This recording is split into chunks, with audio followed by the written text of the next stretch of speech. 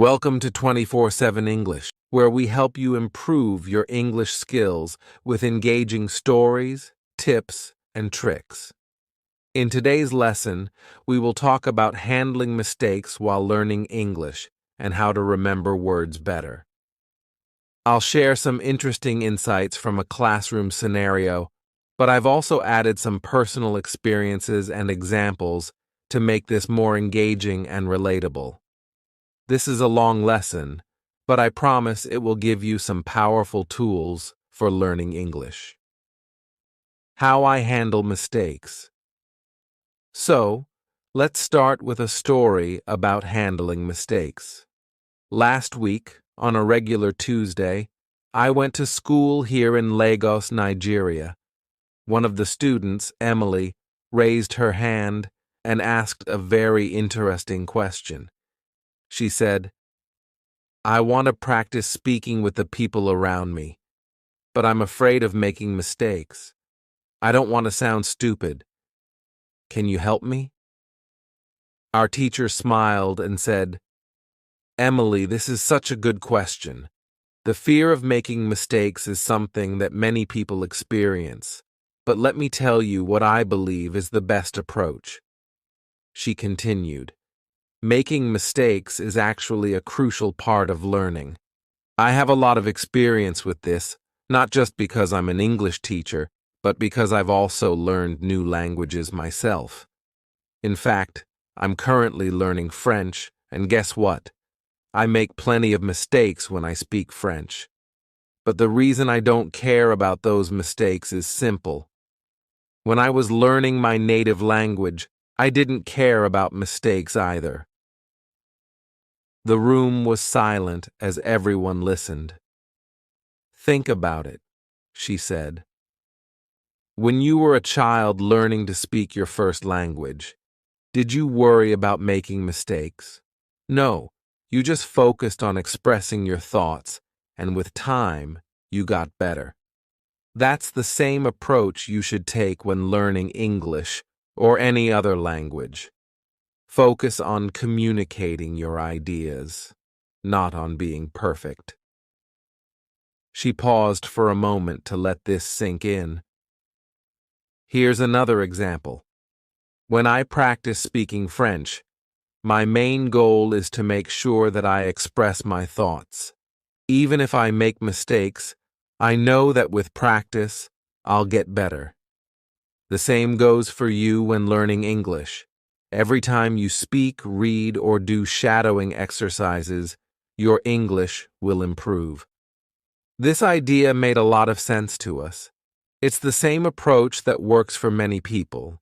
In fact, it's like learning how to play an instrument. When you start playing the guitar, for example, it sounds bad at first. You make mistakes, hit the wrong strings, and struggle with the chords. But you don't give up, right? Over time, as you practice, you start playing better.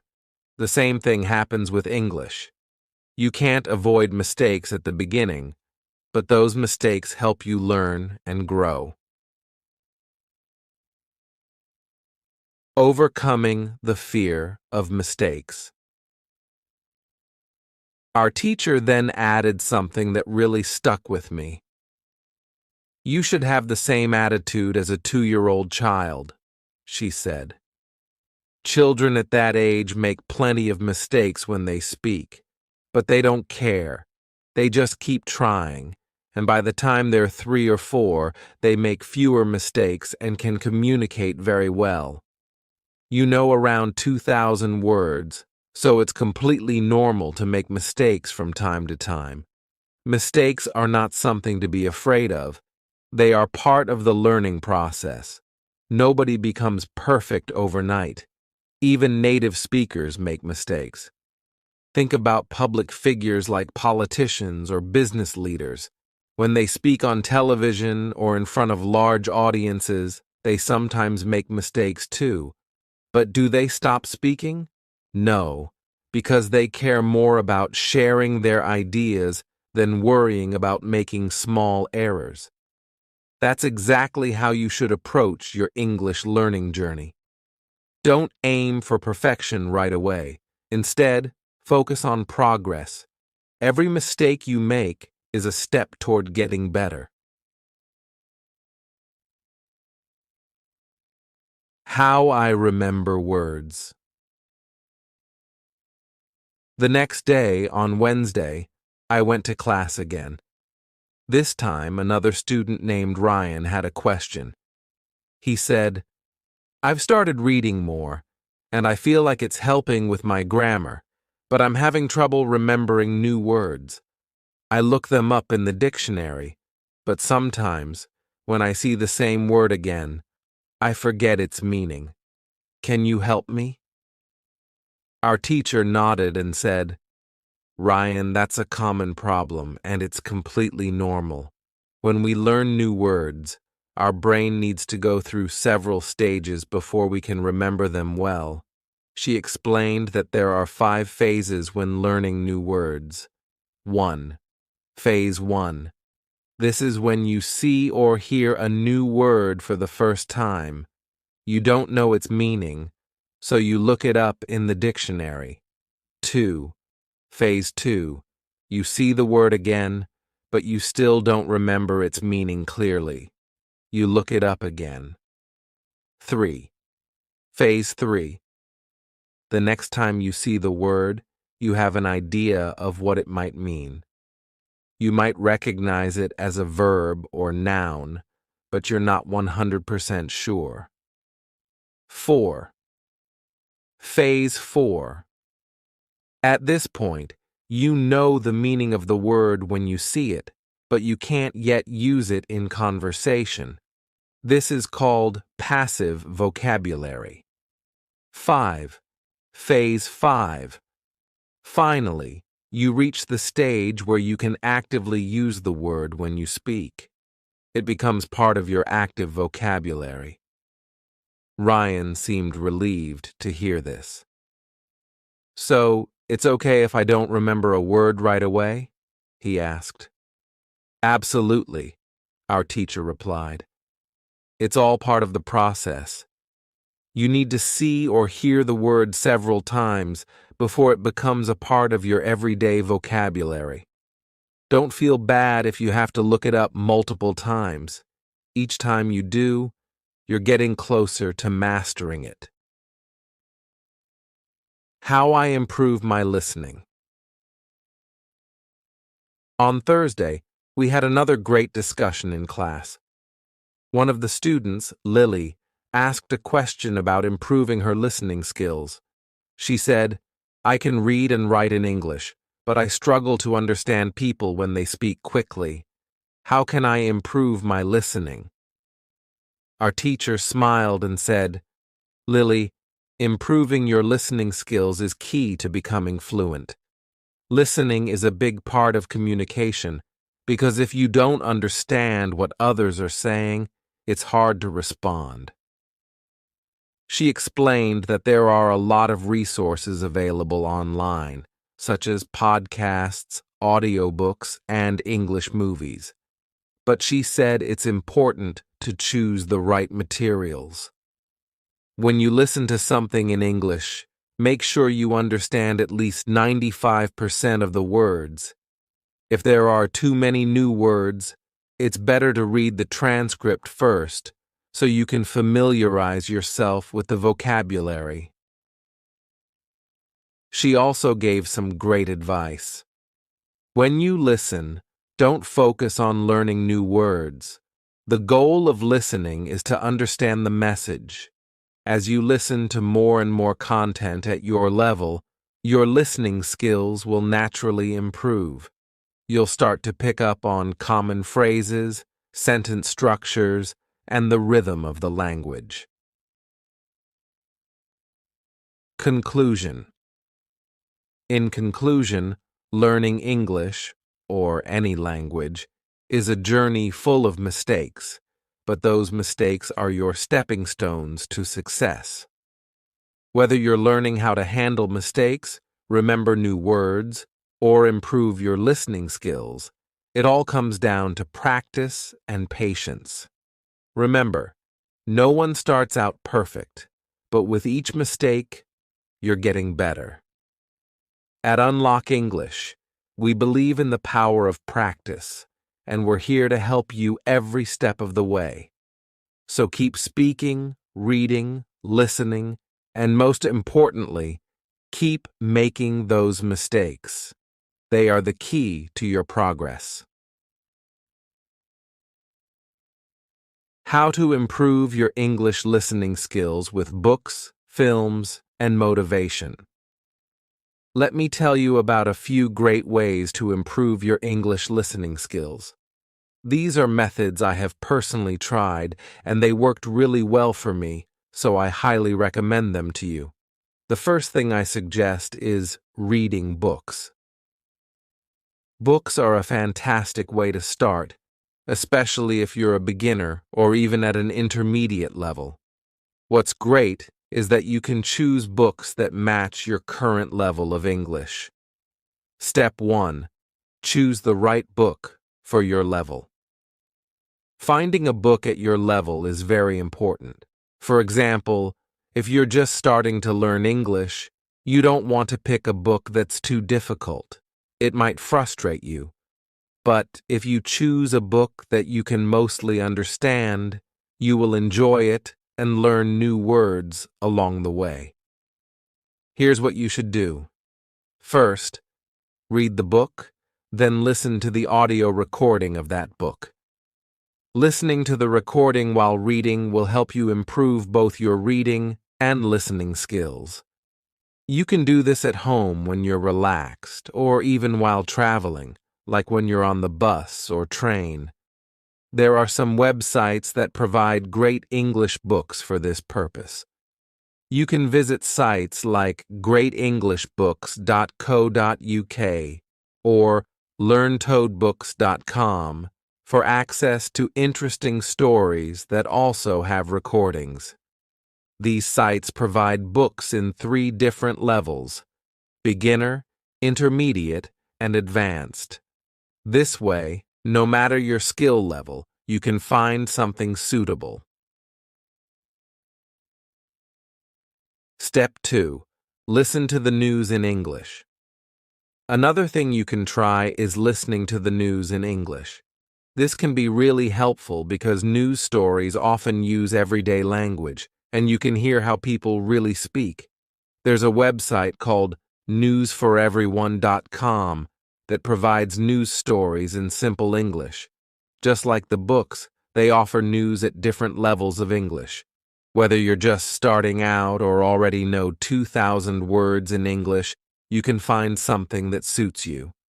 Listening to the news regularly will help you get used to the language and improve your comprehension over time.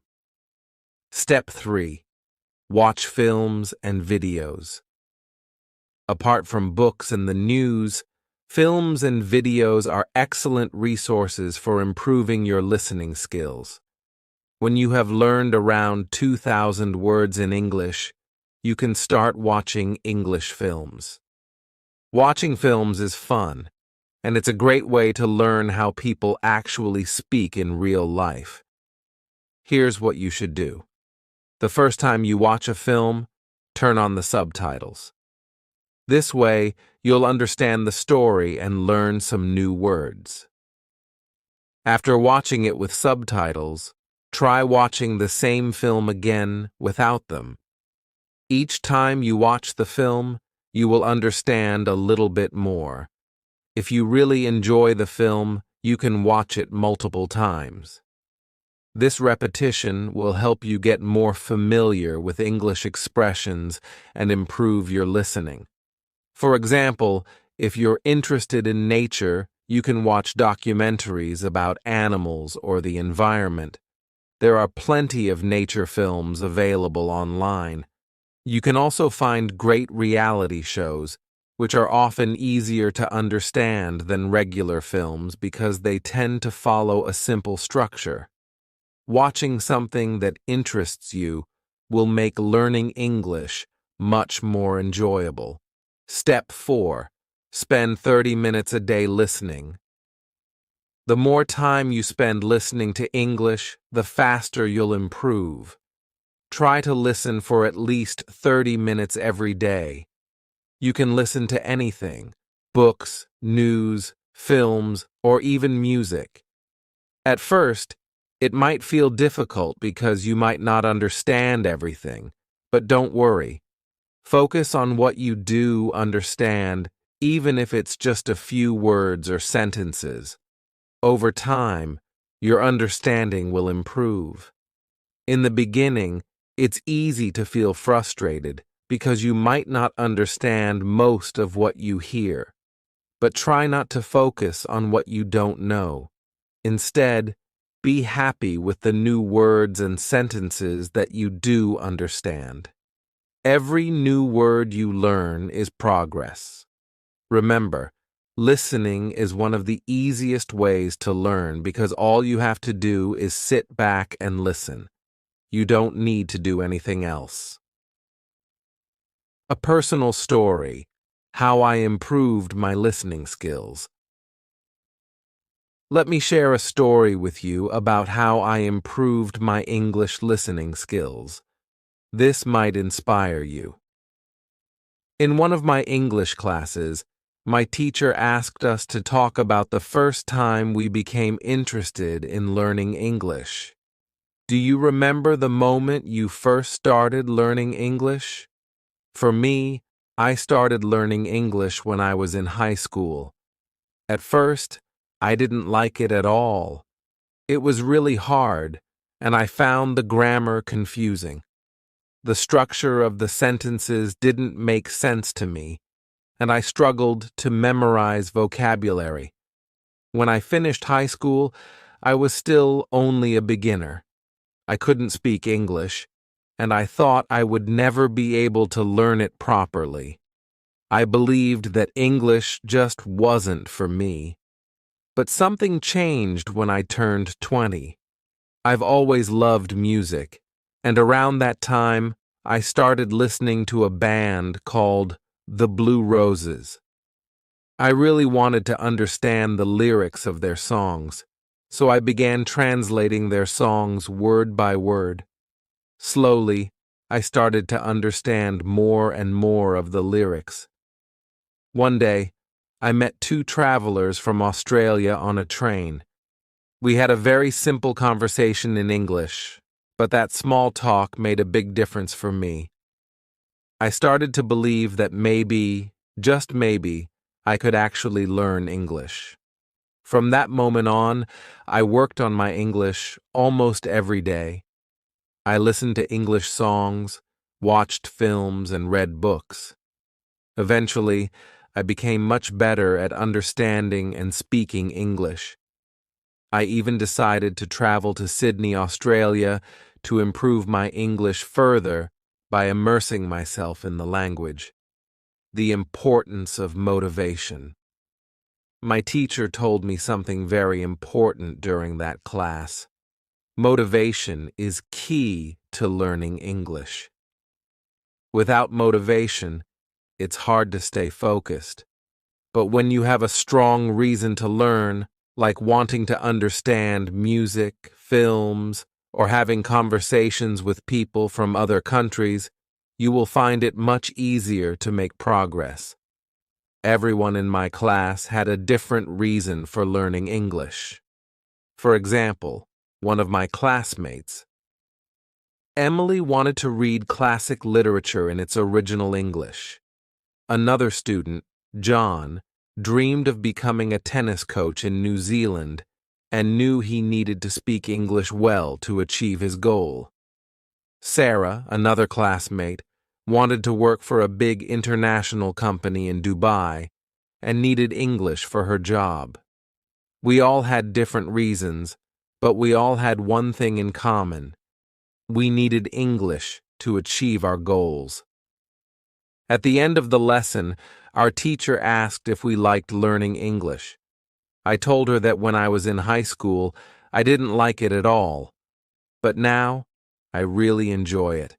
I can see how useful it is to speak English in so many different situations. My teacher said that liking English makes it easier to learn. If you enjoy English music, films, or culture, it becomes easier to spend time learning the language. How to learn 3,000 words in English. One day in class, a student asked our teacher how to learn 3,000 important English words. Our teacher explained that while you can find lists of the most common 3,000 words on the internet, learning words from a list isn't very helpful. Learning words in isolation doesn't help you understand how to use them in real conversations. A better way to learn new words is by reading or listening to full sentences. This way, you learn the words in context, and you'll remember them more easily. For example, instead of memorizing the word appreciate from a list, you can learn it in a sentence like, "I really appreciate your help." By seeing or hearing how the word is used in real life, it will stick in your memory longer. Conclusion: stay motivated and keep practicing. In the end, the key to improving your English listening skills is simple. Practice regularly, stay motivated, and enjoy the process. Find things you like to listen to, whether it's music, films, or news, and make it a habit to spend time with English every day. The more you listen, the better you will get. Just remember, every little bit of progress counts, and with time, you will see big improvements in your English skills. Learning English can be an exciting journey, but it's important to remember that some methods of learning may have their limits. For instance, when you rely only on memorizing individual words from lists or using a translation method, you might find yourself stuck after learning about 1,000 words. This approach can be slow, and there are much more effective ways to build your vocabulary and language skills. One of the best methods is reading.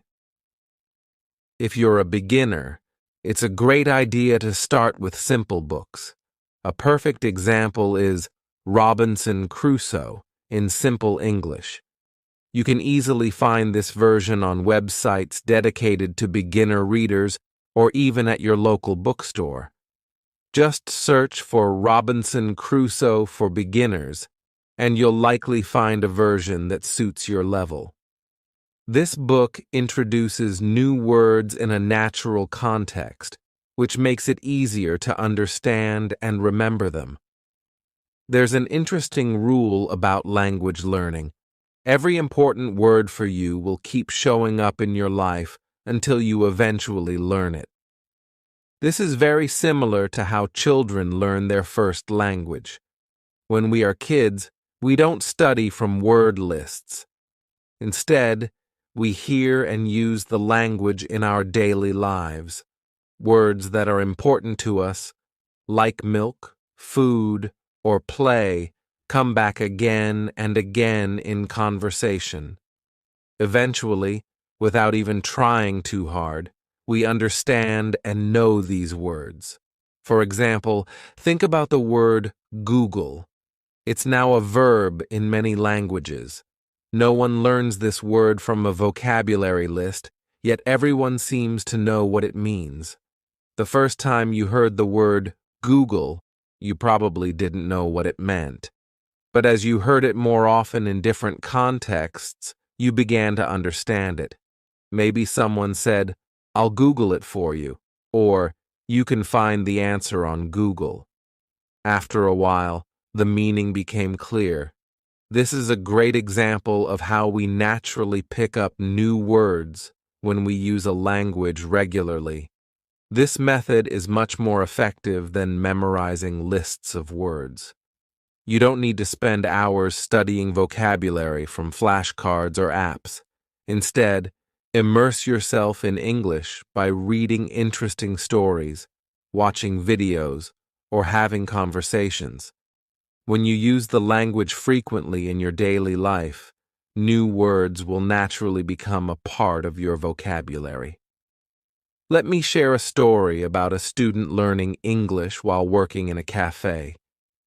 This student, let's call her Emma, lived in a small town in Canada. After school, she worked at a cafe, serving customers who mostly ordered coffee and sandwiches. At first, she found the job easy because the customers always used the same words: coffee, sandwich, thank you. These were words Emma heard every day, and she quickly became confident in her ability to communicate. As Emma's confidence grew, she started to have longer conversations with the regular customers. She felt proud that she could understand them, and they often complimented her on her English. Everything was going well until one day, something unexpected happened. One Tuesday afternoon, 2 new customers came into the cafe. They were a married couple from Australia, visiting Canada on vacation. The man spoke to Emma, but she couldn't understand him at all, even though she knew he was speaking English.